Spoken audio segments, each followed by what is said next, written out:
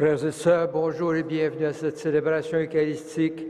Nous sommes rassemblés au nom du Père et du Fils et du Saint-Esprit. Amen. La grâce de Jésus notre Seigneur, l'amour de Dieu le Père et la communion de l'Esprit Saint soient toujours avec vous. Et avec votre esprit. La messe de ce matin est offerte aux intentions de M. Manuel Mayato. Et aujourd'hui aussi, je vous invite à prier pour tous les victimes de cette énorme catastrophe aux Philippines.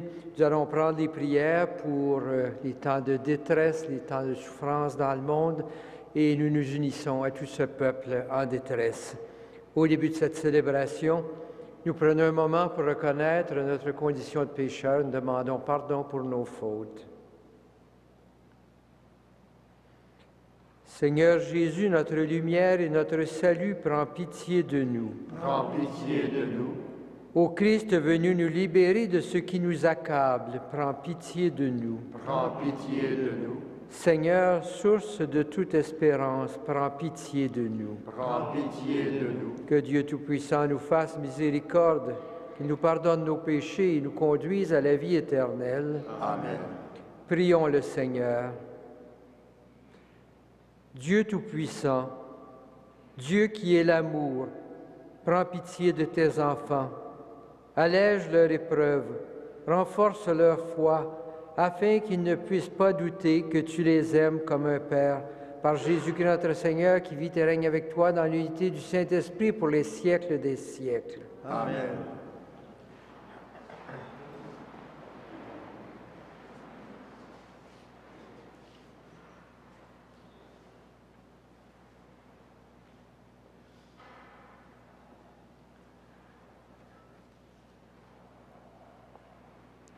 Extrait du livre de la sagesse. Écoutez donc, ô roi, et comprenez. Instruisez-vous, souverains de la terre. Soyez attentifs, vous qui commandez aux foules, qui vous vantez de la multitude de vos peuples. Car la domination vous a été donnée de la part du Seigneur, et le pouvoir de la part du Très-Haut, lui qui examinera votre conduite et scrutera vos intentions. En effet, vous étiez des serviteurs de sa royauté, et vous n'avez pas rendu la justice avec droiture, ni observé la loi, ni vécu selon les intentions de Dieu. Terrifiant et rapide, il fondra sur vous, car un jugement implacable s'exerce sur les grands. Le petit obtient le pardon et la miséricorde, mais les puissants seront jugés avec puissance. Le souverain de l'univers ne reculera devant personne, il ne se laissera influencer par aucune grandeur, car les petits comme les grands, c'est lui qui les a faits, et il prend soin de tous pareillement. Les puissants seront soumis à une enquête rigoureuse. C'est donc pour vous, princes, que je parle, afin que vous appreniez la sagesse et que vous évitiez de tomber, car ceux qui observent saintement les lois saintes seront sanctifiés, et ceux qui s'en instruisent y trouveront leur défense. Recherchez mes paroles, désirez-les, elles feront votre éducation. Parole du Seigneur. Nous rendons grâce à Dieu.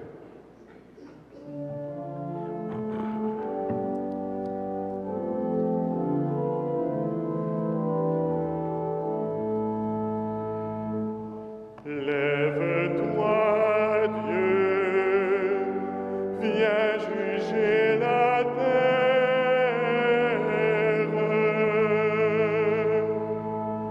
Rendez justice aux faibles, à l'orphelin, faites droit à l'indigent, au malheureux. Libérez le faible et le pauvre, arrachez-les aux mains des impies. Lève-toi, Dieu, viens juger la terre.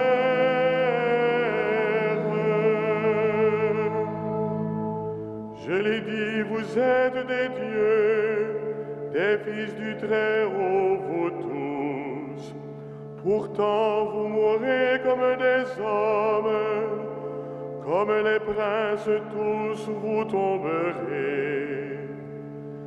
Lève-toi, Dieu, viens juger la terre.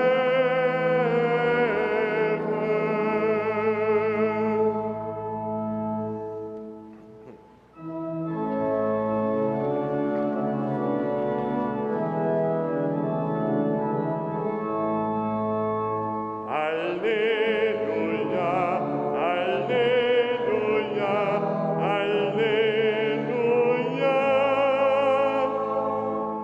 Rendez grâce au Seigneur de son amour, de ses merveilles pour les hommes. Alléluia, Alléluia, Alléluia.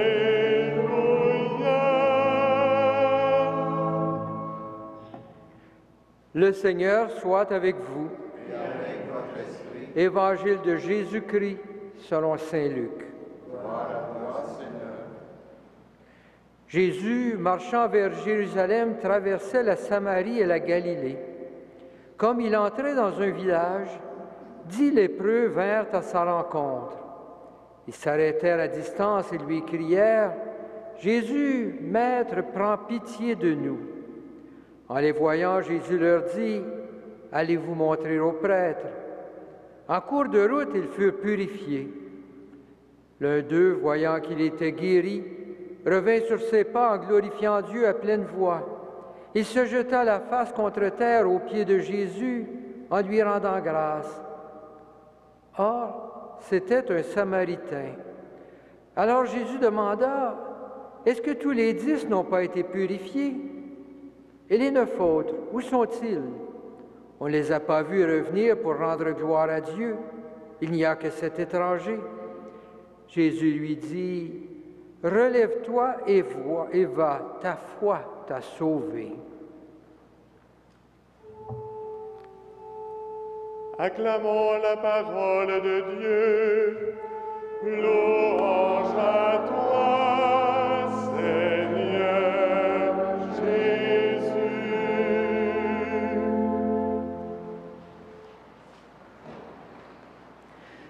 Frères et sœurs, une première lecture de ce texte d'Évangile nous éveille probablement à l'importance d'avoir de la gratitude envers ceux qui nous font du bien et surtout envers Dieu, source de tout bien. Ce message est certainement important, mais à mon avis, le texte que nous avons va plus loin. Il nous parle de l'attitude de Jésus devant la réalité qui l'entoure. Il nous parle de la soif de ce Samaritain, qui est un peu notre soif à tous. Tout le contexte nous montre que la société crée des clivages profonds entre les êtres humains. Et on le sait, au temps de Jésus, même les plus pauvres peuvent trouver encore plus pauvres qu'eux. Mais ces lépreux sont au plus bas de l'échelle sociale. Dans ce monde des rejetés, ils sont les plus rejetés. Et rendus à ce niveau de déchéance, Juifs et Samaritains sont ensemble dans cette déchéance que leur apporte la maladie. Donc les 10 font corps ensemble dans leur misère commune. Dans une société ordinaire, ce Samaritain n'aurait pas été avec les Juifs, mais là, dans la déchéance, ils sont tous ensemble. Et ces 10 personnes sont animées par un même désir, une même espérance. En quittant l'enclos où la société les avait confinés pour aller à la rencontre de Jésus, tous les 10 risquent tout, d'être poursuivis, chassés, battus, tués. Leur désir d'être guéris de cette maladie qui les exclut de tout était puissant. Leur confiance en ce prophète les amenait à prendre tous les risques. Ils sont sortis et, audace suprême, ils parlent à Jésus, ils s'approchent de lui. Même au plus profond de la déchéance, ils ont gardé une chose, une espérance profonde. Étrangement, Jésus ne semble pas les guérir immédiatement. Il les invite plutôt à partir pour aller se montrer aux prêtres. Et c'est seulement en chemin qu'ils prennent conscience que la lèpre les a quittés. 9 lépreux ont obtenu tout ce qu'ils désiraient. Ils ont retrouvé la santé. Il ne leur reste plus qu'à faire confirmer par les autorités qu'ils sont guéris et ils peuvent ainsi retrouver leur place dans la société. Ils ont été jusqu'au bout de leur espérance, mais pas le Samaritain. Le Samaritain, lui, n'est pas encore arrivé au bout de son désir. Il retourne pour rendre grâce à Dieu, pour louer Dieu. La guérison, c'est merveilleux, mais il sent bien qu'il y a encore plus.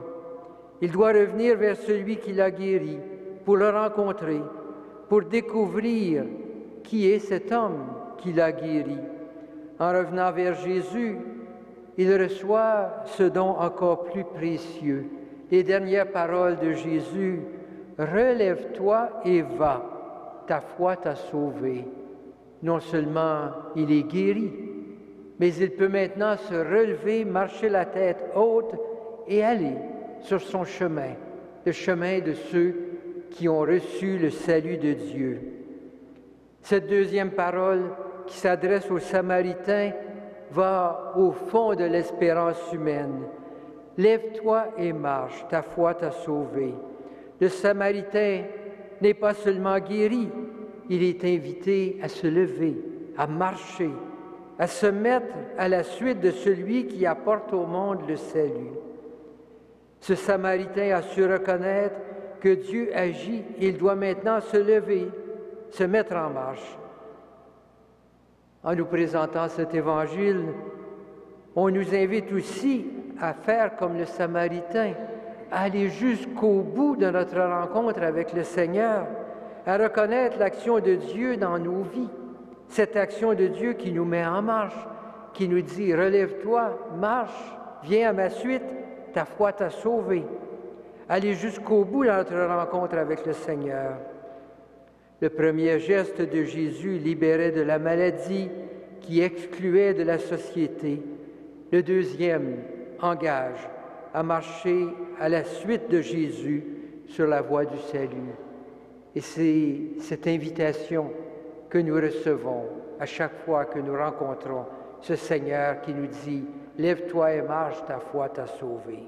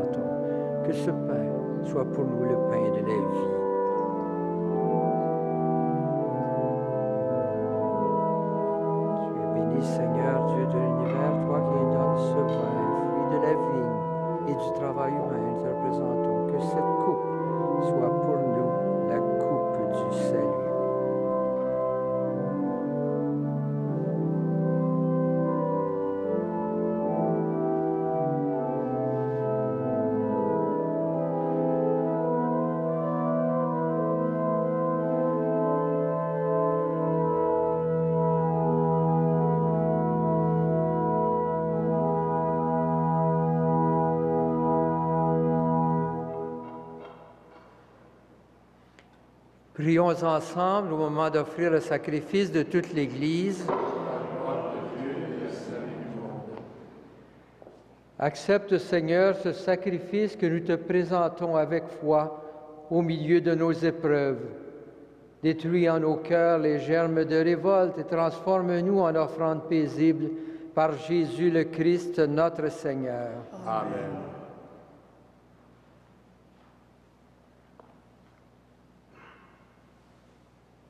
Le Seigneur soit avec vous. Et avec votre esprit, Élevons notre cœur. nous le tournons vers le Seigneur. Rendons grâce au Seigneur notre Dieu. Cela est juste et bon. Vraiment, il est juste et bon de te rendre gloire, de t'offrir notre action de grâce toujours et en tout lieu. À toi, Père très saint, Dieu éternel et tout-puissant. C'est par ton Fils bien-aimé que tu as créé l'homme. C'est encore par lui que tu as fait une créature nouvelle. Aussi dans l'univers, toutes choses te célèbrent. Le peuple des baptisés te glorifie. Les saints te bénissent d'un seul cœur. Et déjà, nous pouvons, avec tous les anges, proclamer hautement ta gloire.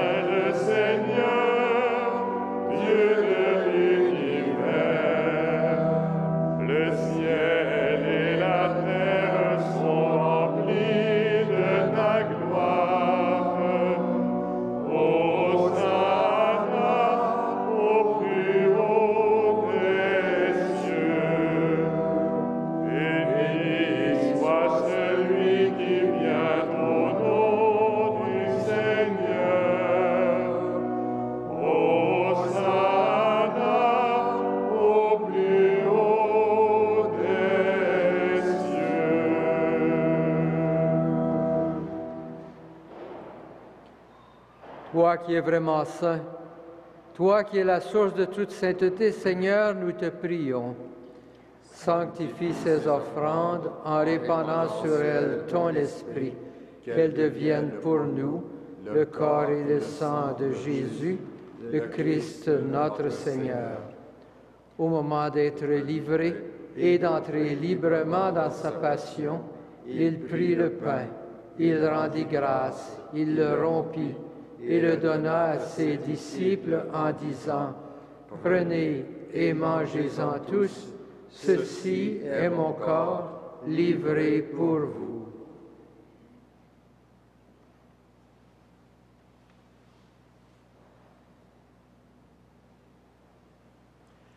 De même, à la fin du repas, il prit la coupe. De nouveau, il rendit grâce et la donna à ses disciples en disant, « Prenez et buvez-en tous, car ceci est la coupe de mon sang, le sang de l'alliance nouvelle et éternelle, qui sera versé pour vous et pour la multitude en rémission des péchés. Vous ferez cela en mémoire de moi. »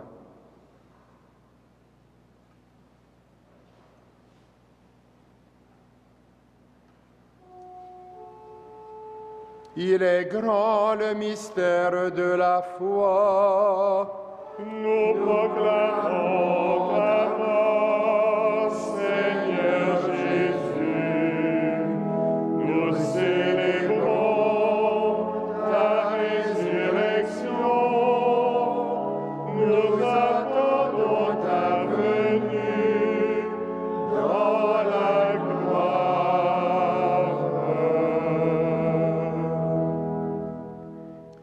Faisant ici mémoire de la mort et de la résurrection de ton Fils, nous t'offrons, Seigneur, le pain de la vie et la coupe du salut. Et nous te rendons grâce, car tu nous as choisis pour servir en ta présence. Humblement, nous te demandons qu'en ayant part au corps et au sang du Christ, nous soyons rassemblés par l'Esprit Saint en un seul corps. Souviens-toi, Seigneur, de ton Église répandue à travers le monde. Fais-la grandir dans ta charité avec le pape François, notre évêque Christian, et tous ceux qui ont la charge de ton peuple.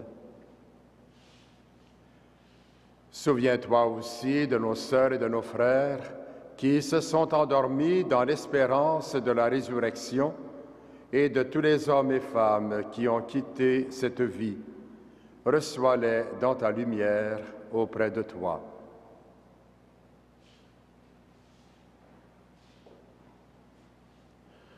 Sur nous tous, enfin, nous implorons ta bonté. Permets qu'avec la Vierge Marie, la bienheureuse Mère de Dieu, Saint Joseph, son époux, avec les apôtres, Saint Frère André, les saintes et saints de tous les temps qui ont vécu dans ton amitié, nous ayons part à la vie éternelle et que nous chantions ta louange par Jésus-Christ, ton Fils bien-aimé.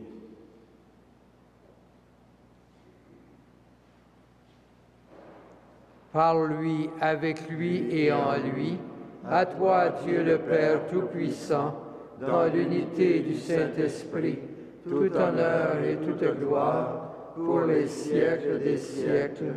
Amen. Avec tous ceux qui sont dans la détresse, avec ces milliers de personnes aux Philippines qui se tournent vers Dieu, tournons-nous maintenant vers Dieu notre Père et prions avec les paroles que Jésus nous a données. Notre Père qui es aux cieux, que ton nom soit sanctifié, que ton règne vienne, que ta volonté soit faite sur la terre comme au ciel. Donne-nous aujourd'hui notre pain de ce jour. Pardonne-nous nos offenses, comme nous pardonnons aussi à ceux qui nous ont offensés. Et ne nous soumets pas à la tentation, mais délivre-nous du mal. Délivre-nous de tout mal, Seigneur, et donne la paix à notre temps. Par ta miséricorde, libère-nous du péché, rassure-nous devant les épreuves. En cette vie où nous espérons le bonheur que tu promets et l'avènement de Jésus-Christ, notre Sauveur. Car c'est à toi qu'appartiennent le règne, la puissance et la gloire pour les siècles des siècles. Seigneur Jésus-Christ, tu as dit à tes apôtres, je vous laisse la paix, je vous donne ma paix. Ne regarde pas nos péchés, mais la foi de ton Église. Pour que ta volonté s'accomplisse, donne-lui toujours cette paix. Conduis-la vers l'unité parfaite, toi qui règnes pour les siècles des siècles. Amen. Que la paix du Seigneur soit toujours avec vous. Et avec votre esprit.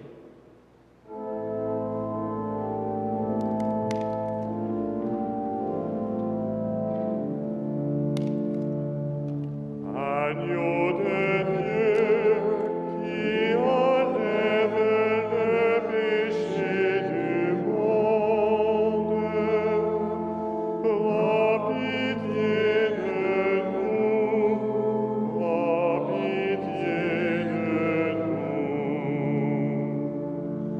Agneau de Dieu qui enlève le péché du monde,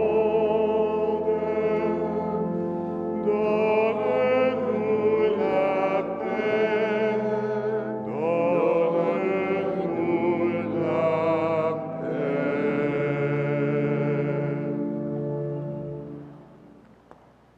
Heureux les invités au repas du Seigneur. Voici l'agneau de Dieu qui enlève le péché du monde. Seigneur, je ne suis pas digne de te recevoir, mais dis seulement une parole et je serai guéri.